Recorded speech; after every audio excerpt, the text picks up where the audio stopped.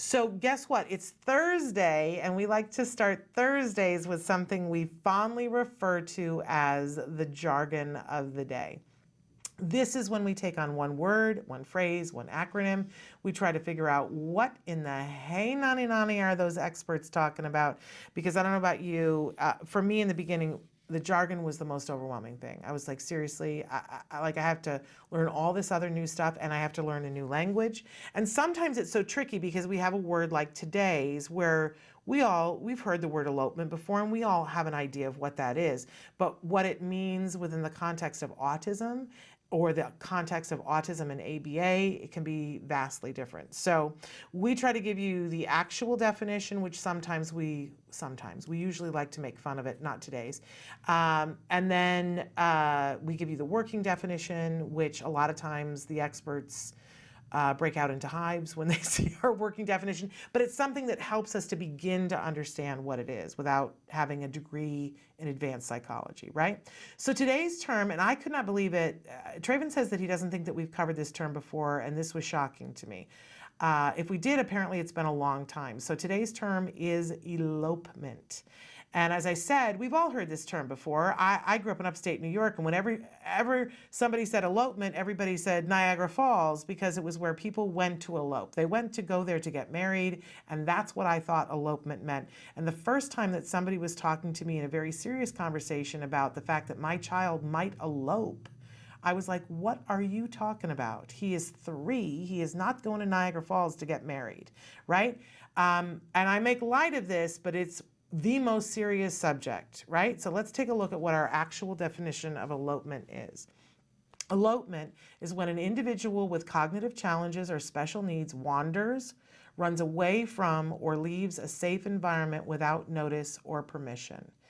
And this is a big term covering a lot of different people, but let's talk about it in conjunction with our folks on the autism spectrum. And notice I'm not making fun of today's definition, because this is something that we all need to be aware of. So put it up there again, Traven. Let's take a look at it.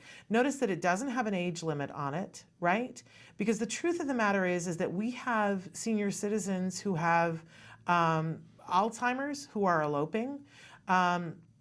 So know that, whether your child is 1.5 years or they are 24, they could be an elopement risk. So it's someone with a cognitive challenge or special needs wanders, runs away, or leaves a safe environment without notice or permission. And let's water it down just a little bit more. We always do a working definition. So let's go ahead and show them the working definition. Running away. And I know that is really watering it down, because sometimes they're not running, but I wanted to make sure that people understand that elopement isn't necessarily a plan where they pack a bag and that they leave. We've had people featured on the show before.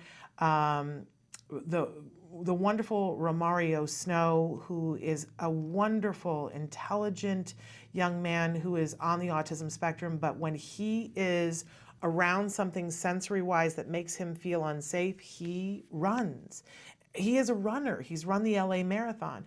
And at one point, we've had him on the show, we've had his mom on the show to talk about the fact that something happened in a store. It made him have the feelings that he has, that he needed to run to get away from it. But by the time he stopped running, he didn't know where he was. And for 27 days, he did not know where he was, and his mother didn't know where he was. And we are so fortunate, and he is so fortunate, and his mother is so fortunate, that on the 27th day, she found him. And that's incredibly lucky, because every day, somewhere in the world, a child with autism elopes, and not necessarily, I said child, but you know what? I'm just gonna stop myself. An individual with autism, because sometimes it's a teenager or an adult, elopes. And the statistics are horrible about how many of them we get back safely. The number 1 cause of death for individuals on the autism spectrum is drowning, and it is usually as a result of elopement.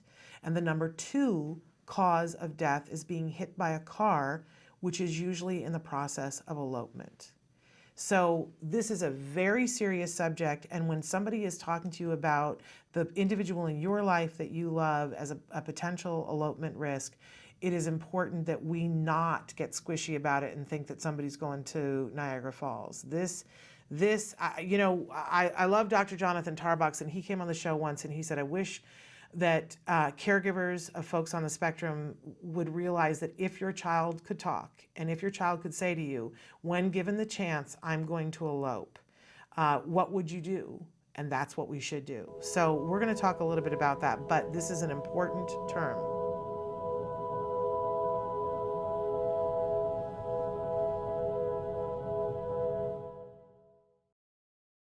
Hey, thanks for watching Autism Live. To subscribe, click here. And if you'd like to check out some more of our videos, click here.